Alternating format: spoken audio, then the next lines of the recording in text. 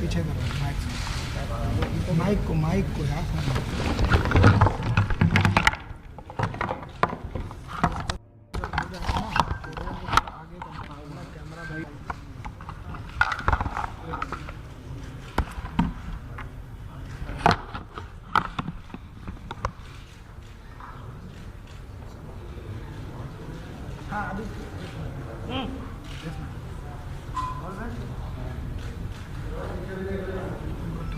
Podium को ले लो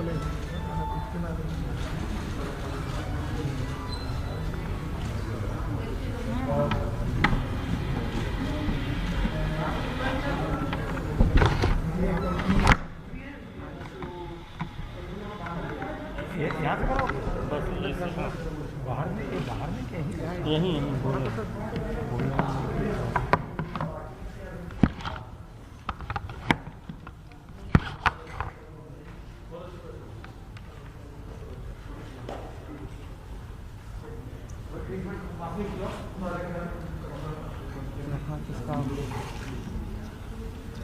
वही कैमरा और ये इसको भी कहिए हाथ में रखिए, हाथ में रखिए। नहीं बस हाथ में रखें ना, हाथ में रखिए बस, हाथ में दे दीजिए ना।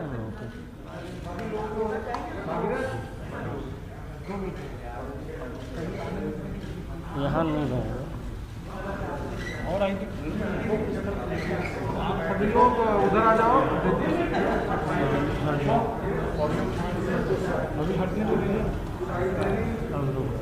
अरे नहीं हाथ उनको भी दीजिए, पीछे थोड़ा पीछे और उसको कर दीजिए। सबको कितना दे स्टेटमेंट देंगे टेबल पे नहीं रहेगा।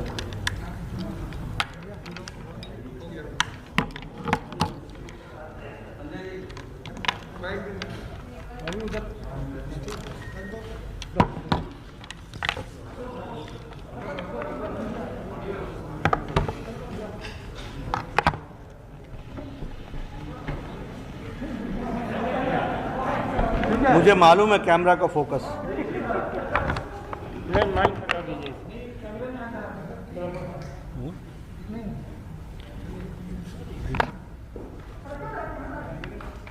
रख दो।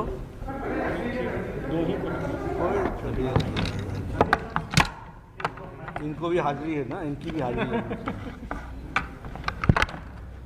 बेचारे इतने टाइम से खड़े हैं। आज डॉक्टर श्यामा प्रसाद मुखर्जी जी का बलिदान दिवस है और हम सब लोग उस महान आत्मा को श्रद्धांजलि देते हैं जिन्होंने भारत की एकता और अखंडता के लिए अपने जीवन का बलिदान दिया। हम सब जानते हैं कि देश के आज़ाद भारत के उन नेताओं में से एक रहे जिन्होंने देश की एकता और अखंडता के लिए अपना सर्वस्व न्योछावर किया।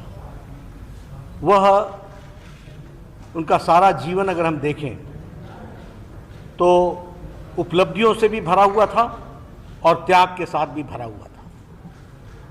अगर उपलब्धियों की बात करें तो एक शिक्षाविद के रूप में उन्होंने 33 वर्ष की उम्र में कलकत्ता यूनिवर्सिटी जैसे यूनिवर्सिटी का वाइस चांसलर बनना का पद स्वीकार किया।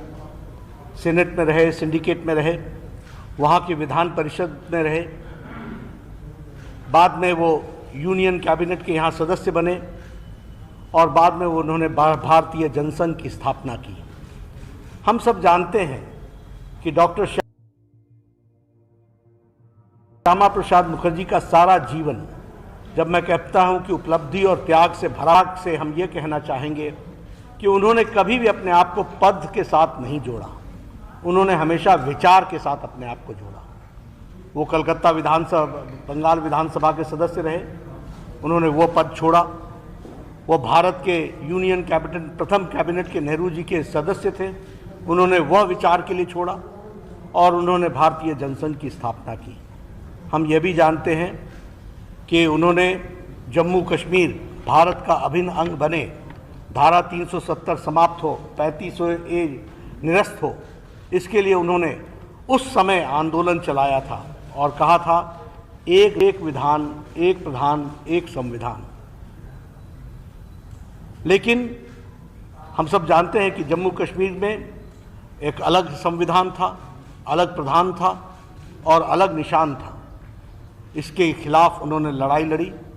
हम सबको याद है कि उन्होंने उस समय परमिट राज होता था जम्मू कश्मीर में जाने के लिए। 1953 11 मई को उन्होंने बिना परमिट के लखनपुर बॉर्डर को जम्मू कश्मीर में जाने के लिए क्रॉस करना चाहा। उन्हें गिरफ्तार किया गया और हम यह भी जानते हैं कि उनकी मृत्यु की सूचना आई 23 जून 1953। और उस समय जब 1953 में सूचना आई तो यह पता चला कि बहुत ही रहस्यमय ढंग से उन्होंने अंतिम सांसें ली हैं। यह बताता है कि उन्होंने अपना सारा जीवन बलिदान दिया देश की एकता और अखंडता के लिए, जम्मू कश्मीर को बचाने के लिए। और आज हमको संतोष इस बात का होता है कि मोदी जी के नेतृत्व में धारा 370 समाप्त हुई है, 35A निरस्त हुआ है और अब कश्मीर भारत का अभिन्न अंग बना है। इस बात का हम सबको संतोष भी होता है। मित्रों, आप समझिए 1953 की बात, जब उनकी रहस्यमय ढंग से मौत हुई होगी, कांग्रेस पार्टी के लोगों ने उस समय कोई इंक्वायरी नहीं कराई, कोई जानकारी हासिल नहीं की। और उस समय उनकी माताजी, श्रद्धेय माताजी ने जो पत्र नेहरू जी को लिखा था, उसमें उन्होंने स्पष्ट लगा था कि तुम्हारी थोथी दलीलें मैं नहीं सुनना चाहती, मुझे जांच चाहिए और जांच होनी चाहिए। लेकिन कांग्रेस के लोगों ने उस समय उस बात को दबा दिया। उन्होंने साफ आरोप लगाया था कि जम्मू कश्मीर की सरकार ने हमारे बेटे को रहस्यमय तरीके से मारा है और आप उनके ऊपर पर्दा डाल रहे हो। ये बात उनकी माता जी ने चिट्ठी में जवाहरलाल नेहरू को लिखी थी। लेकिन आज उनके कहे श्यामा प्रसाद मुखर्जी जी के जीवन से प्रेरणा लेकर के करोड़ों भारतीय जनता पार्टी के कार्यकर्ता देश की एकता और अखंडता के लिए तत्पर हैं और देश को मजबूत बनाने के लिए लगे हैं। सच्ची श्रद्धांजलि उनको यही है कि हम उनके बताए रास्ते पर चलें, विचार के साथ जुड़ें और विचार को आगे बढ़ाने का काम करें। आज जहां हम उनको याद करते हैं, वहीं करोड़ों कार्यकर्ता उनसे प्रेरणा लेकर के भारत को मजबूत बनाने में अग्रसर हैं। यही मैं कहना चाहूँगा।